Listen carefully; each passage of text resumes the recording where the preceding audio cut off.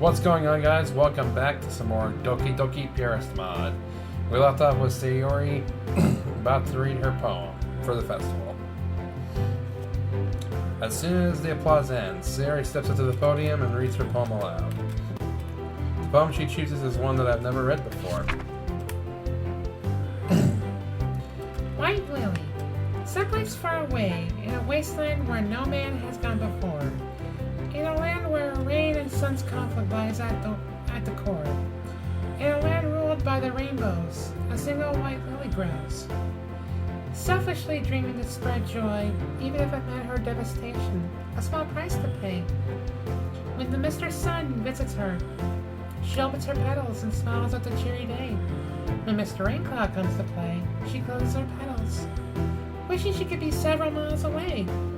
Even if Raincloud tempts her and wants to be her friend, his false kindness only makes her rattled. The lily wants no temptation. What she dreams for is a peaceful end. Once a rainbow took the shape of a dark-robed man. As he brandished his scythe, he heard the lily's sobs. To pluck the lily and end her was his plan. Yet he couldn't bear the weight of stopping her heart throbs. And so he sat with her, hearing her story out, sweet words of comfort escaping his mouth. Though she starts off slow due to her anxiety, she quickly becomes more and more confident as the poem goes on. Once she's done, she bows gracefully as a few members of the audience clap. This is bad. Sayori's performance was excellent, and yet she doesn't receive enough recognition from the crowd. What should I do? Yell bravo or clap louder than the others?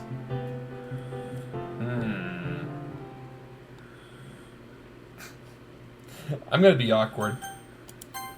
I jump up and whistle before yelling bravo at the top of my lungs.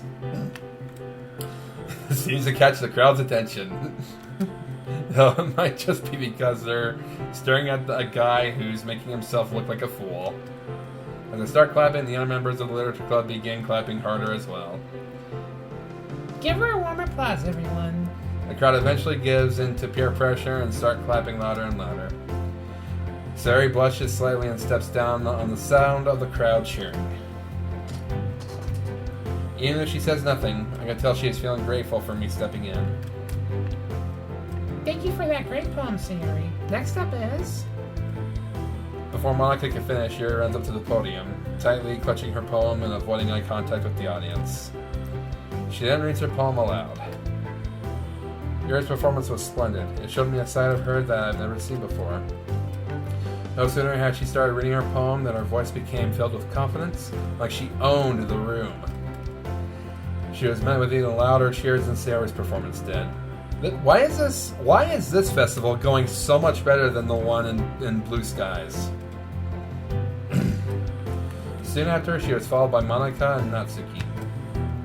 Even before they started reading, it was clear Monica was the highlight of the show. She was met with deafening cheers even before she read her poem, which turned out to be an amazing piece of work. Finally, it was my turn. Oh boy. As the only guy in the literature club, I feel pressured to put on a good show. It's only when I look out at the crowd that I notice most of the audience are guys from my year. They look at me like I'm a weirdo. Sup, bros? I hear a few guys from my class whispering amongst themselves. I know the rumors will be inevitable. Part of me wants to just step down and leave. It'd be less of an embarrassment to me if I did. However, just as I start hesitating, I hear a girl's voice cheering me on. I look down and see Sayori smiling at me. You can do this, Eiji. I believe in you. I had to do this for her. I had to put on a good performance, not to please them, but to make her happy. Take a deep breath to swallow my anxiety, and then read my poem. It's of questionable quality compared to the rest, and I'm met with the coldest reception of the entire club. Barely anyone applauds me, and I hear one or two guys booing me. They tell me to stop writing since my poem is terrible. I'm used to being treated like a joke by my classmates. Hearing them insult me is like like this hurts me a little more than usual. Give him a warm round of applause, everyone. He did great. Not even Monica can convince the crowd to give me as much as a single clap in my direction. Just then, I hear someone clapping loudly. I turn my head to see Sayori. Sayori? You did great, Heiji. I'm proud of you. What is she doing?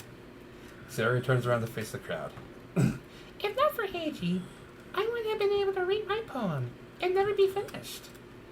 Heiji's a great person and friend. He chose to help me with my poem, even if it meant his would have glaring flaws. Sayori beams me a bright smile before facing the crowd again. So please, give him credit where credit is due.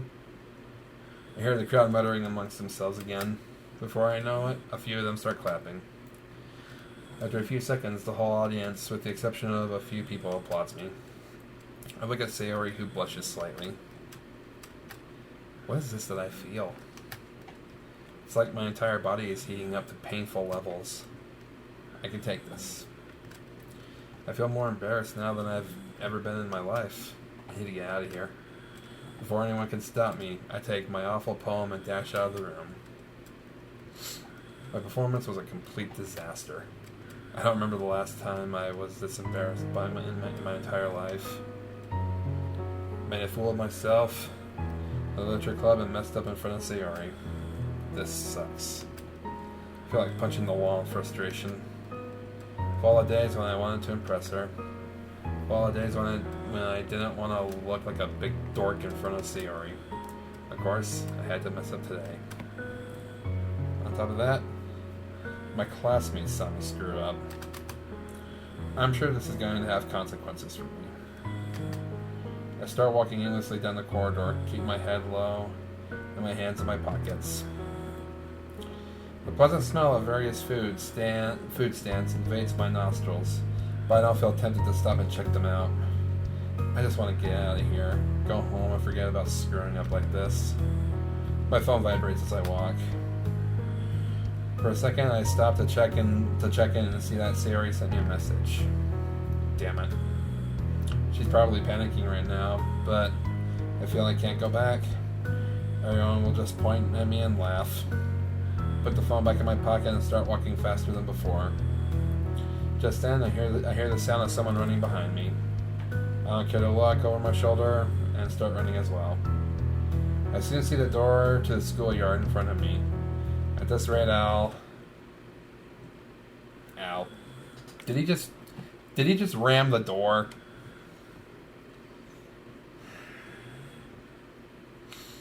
Can I please just have one mod where the MC isn't a complete idiot? Crash into the sign of one of the food stands and collapse on the floor like a downed tree. Great. Just great. As I slowly open my eyes, I look up to see the faces of several second-year students. I can tell they're trying really hard to suppress their laughter. Suddenly, one of them leaps out of the way, and I see a familiar face look down on me with a concerned look on her face. Sayori. Heiji, are you alright? That looked like it really hurt. She reaches out to me. I take her hand and get up. And then glance at the small crowd of students who had gathered around me. Show's over. Let me through. The crowd slowly disperses while I hear them muttering something about me being a clumsy idiot. Still feeling a little dizzy, I look over at Sayori. You ran too fast. I tried to warn you not to run like that. Her voice is filled with genuine concern. Makes me feel guilty that I made her worry like that. I'm sorry. If I had been a little louder, then maybe you wouldn't have crashed like that. No, I'm sorry for running away from the event like that. I'm sure the others must be furious with me, especially Natsuki. Before I know it, she wraps her arms around me and hugs me tightly. Don't worry about it. I'm sure they understand that. Before she can continue, some female students that pass by us wolf whistles at us, calling us a dorky couple. We break apart and I feel my cheeks redden from embarrassment. This is such a... Wow, this is an awkward episode. feel tempted to correct them that we're not a couple, but I know that I'd only make things worse. Let's ditch these guys, my head hurts. Alright. The cheery voice that I've known all these years returns. Ooh, I know a great place where they won't disturb us. I try to walk, but it feels like the whole room is spinning. As a result, I'm forced to lean on her for support as she leads the way to the schoolyard. Sayori leads me to a bench located in a remote part of the schoolyard. I look around and notice there are very few students present. As soon as I sit down, Sayori runs her fingers along my forehead to look for bruises. I'm fine, Sayori. Don't worry about me. You know I'll always worry. Anyway, it doesn't look like you've hurt yourself too bad. She breathes a sigh of relief and sits down next to me. I feel her staring at me, and I soon turn my eyes towards her, gazing into her eyes. Neither of us speaks a word for a while. All I can hear is the chatter of the students and the rustle of the leaves in the wind. Too many thoughts run through my head. Soon enough, Sayori becomes self-conscious from my gaze and looks down, blushing lightly. I respond by looking down at her as well. Sorry. About what? I don't know. I guess I made you uncomfortable. Don't worry about it. I think it's fun spending time with you. Sayori's smile fades all of a sudden. I wish things would go back to how they were before. Before I realize what I'm doing, I put my left arm around her shoulder. An awkward tension arises between us, but Sayori doesn't push me away. Instead, I see a weak, hollow smirk forming on her lips. I don't want that. Sayori looks at me again, saying nothing.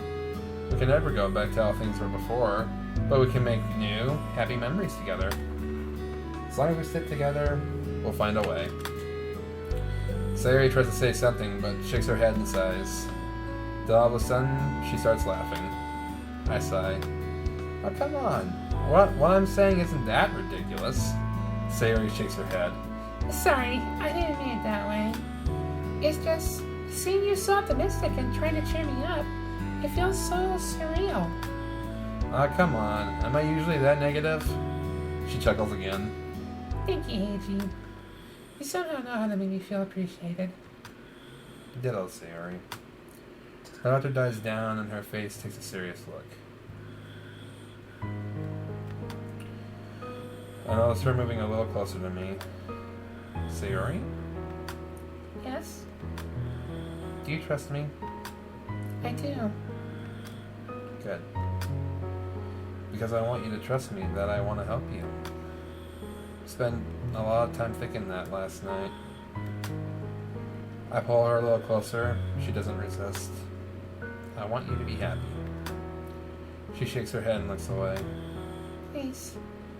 I don't. I'm not done. I take a deep breath and gather my courage. She needs to know. I don't want you to deal with this alone, but that's not my only reason. I want to spend more time with you. That was a weird change in music. Okay. After a long pause, Sayori's eyes become filled with tears and she rests her head on my shoulder. I guess I'm selfish or something, but I feel the same way. What? She wipes her tears away and continues in a slightly dazed tone. It made me happy if I could be with you more often. I feel my cheeks redden. Upon realizing what she just said, she blushes as well. But wait, I didn't mean it like that. Yeah, I know. She lowers her voice down to a whisper. You're the only one I trust not to tell about any of this. I take a moment to process what she just told me. I have one question, Sayori. Why me? She pursues her lips and tries to find an answer, but ends up shaking her head. I don't know. I just feel deep down that you won't take advantage of me.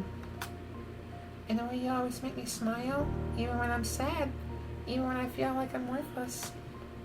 I notice her voice breaking and quickly look at her face to see tears forming in her eyes.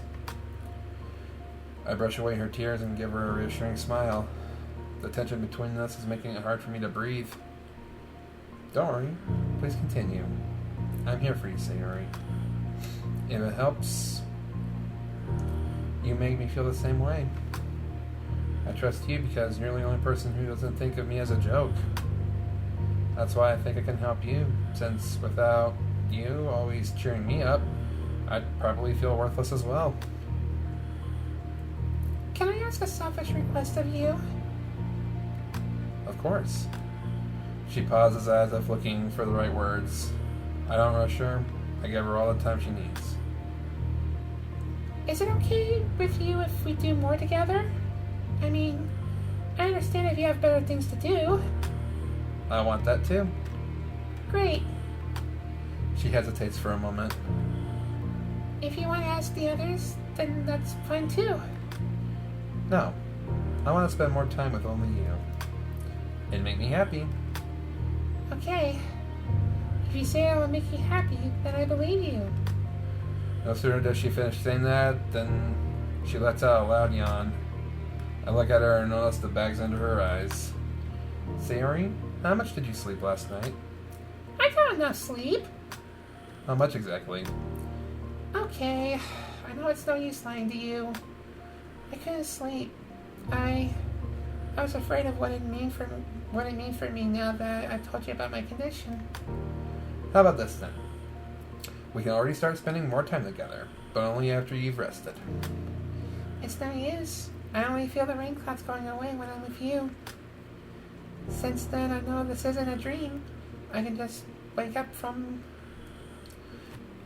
Since then, I know this isn't a dream I can just wake up from to find that I've lost you. I smile bitterly. Okay then, you can rest here then. Use me as a pillow. Before she can protest, I scoot closer and pat my lap. Sayori knows I won't back down. Only if you promise me one thing. Your wish is my command. She laughs dryly. Don't disappear while I sleep. Please don't be a dream. I promise you, Sayori. I'll be here when you wake up. And when you do, I'll take you someplace fun. That'd be great. Yeah. Sayori's eyes can no longer hide her fatigue. After peeking swearing to her that I won't go away, she smiles and lies down on my lap. 5 minutes later, she falls asleep. I look at her for a while. She looks different when she's asleep. Her face is even more gentle and peaceful.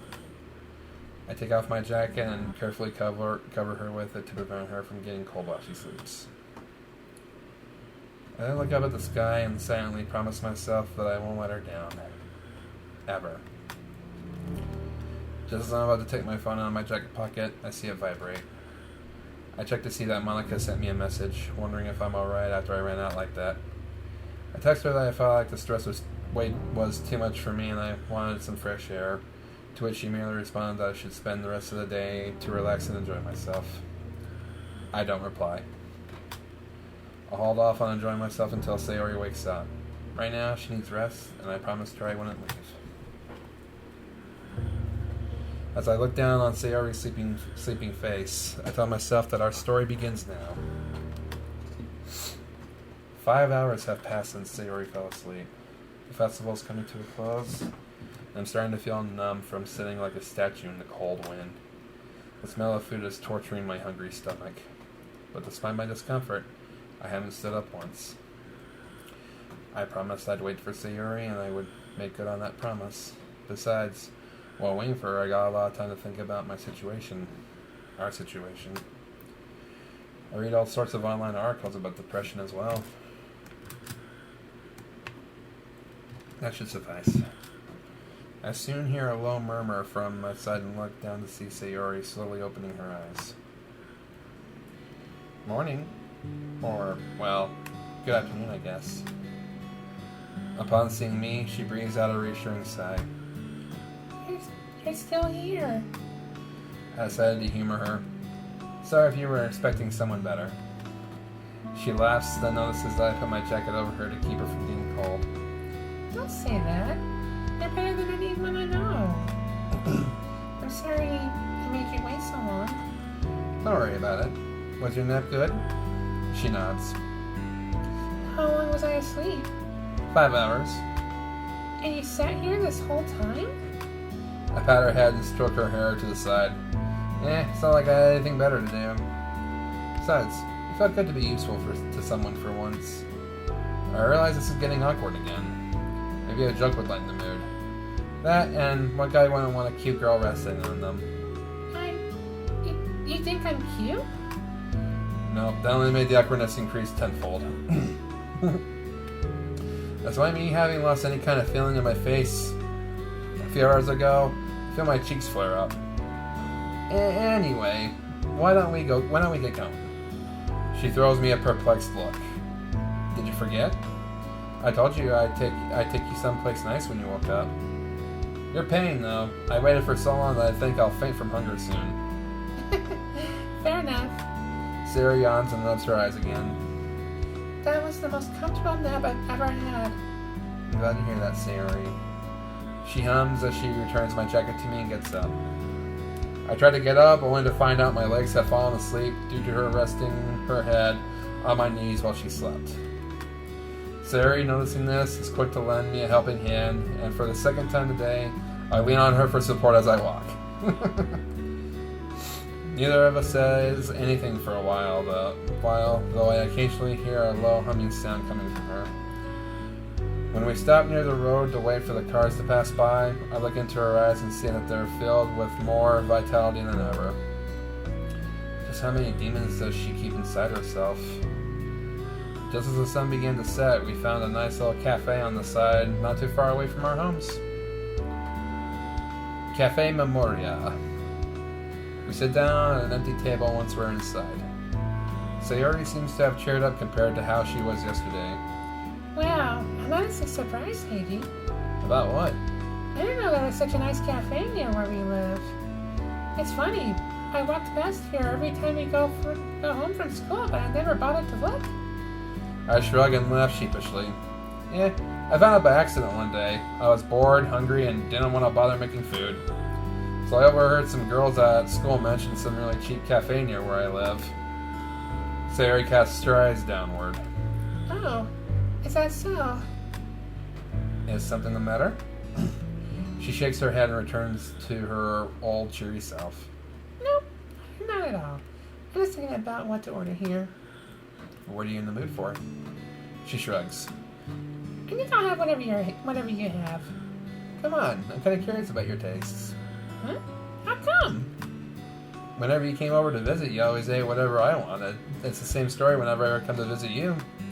So, I want today to be all about you. That's why I'll order whatever you decide to order. Sari laughs at my remark. I can tell from her expression that she is happy I'm taking interest in her tastes. Are you sure? I nod silently. In that case... Before I can stop her, she moves her chair next to me and opens the cafe's menu. Let's order something together and split it. Right, like I want more people to mistake us for a couple today. On the other hand, when I look at how happy she seems when she reads aloud every item on the cafe's menu list, I feel like I can't deny her. It'd be wrong, so I decide to play along with her. Alright, let's do that. Sounds fun. Yay! I was so worried you told me that it's a silly idea, but I thought it was kind of cute. Truth be told, I don't mind sharing a meal with her. This isn't like one of those situations you see in anime where two people actually go on a date without realizing it, is it? Of course not. I mean, can you believe how awkward that would be? Besides, I'm not dating material anyway. Hey, don't say that. I noticed how at least a few guys in my class were staring at you when you read your poem. Yeah, but I don't think I can handle the stress. It's okay, Eiji. I've already come to terms with the fact that I'll likely stay single forever. But if I can't be happy, I at least want to devote my life to making others happy. And I think then their happiness would shine on me. She clasps her hands together and smiles. For some reason, however, her comment made me a little sad. It's not fair. She notices the concern in my eyes and shakes her head. Anyway, that's enough sob stories for one dinner. Let's order up. Alright, what do you want? How does pizza sound? Pizza, huh? Isn't that a pretty large dish? We're both pretty hungry. And also, if we split it in half, then it should be just enough for us to handle without overeating. It's a good idea. Waiter!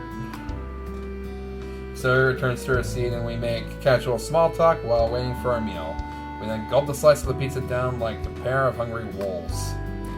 Even though I'm clearly hungrier than her, Sayori finishes her share so fast that I'm left wondering if she has a black hole in the place of a stomach. Her metabolism is clearly better than mine since she barely breaks a sweat, while I'm left heaving for breath by the time I'm halfway done with my portion. She finds a slight amusement in my struggle, and eventually starts giving me a pep talk to motivate me to finish. After an hour, my epic battle with the pizza comes to an end. You did it! I'm so proud of you! I'm too exhausted to reply and merely give her a weak, half-hearted thumbs up. I never would have made it without your pep talk. You'd make a great coach someday. I wheeze before gulping down a glass of water. Thanks? Her eyes then light up and she clasps her hands together.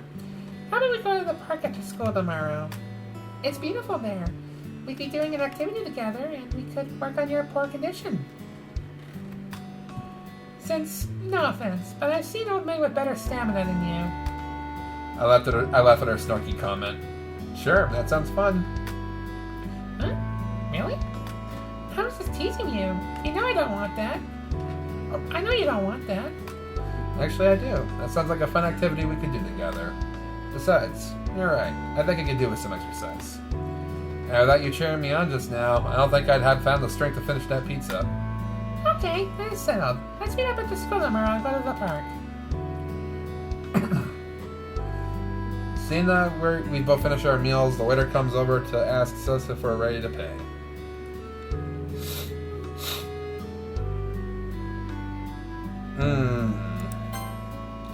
I feel this is a critical juncture point here. We'll split the bill. Ooh, that's a wonderful idea. Nice going, Heiji.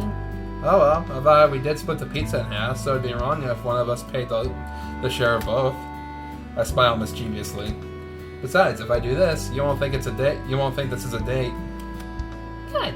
You were so smooth, I almost forgot for a second. We will laugh for a brief moment, then remember the waiter who is standing next to us, growing ever more impatient.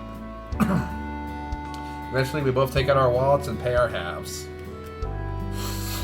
We grab our coats off the chairs and bags before we start walking home. It's then we see that we spent so much time chatting away that eating fell over the town, even if we were outside. Brr! It's kind of chilly in the evening. She then looks at me with a forced gaze in her eyes. Alright, isn't today the release date of that manga you've been anticipating?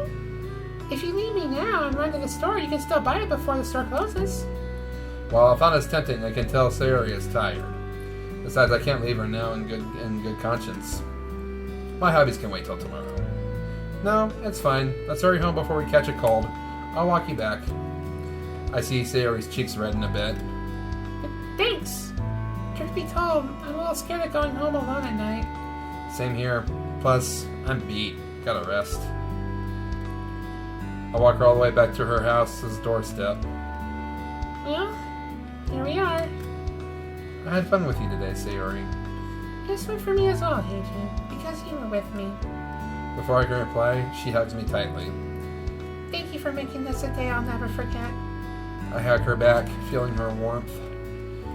I should thank you as well. I look forward to seeing you tomorrow. Sweet dreams. Good night. We break apart, and I feel like I want to say something to her, but I can't quite find the words. Having wished her good night, I leave her and go back home. For some reason, I still feel cold.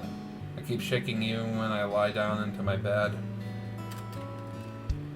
I don't have much time to dwell on it, however, because I fall asleep like a light bulb that's been turned off. Alright.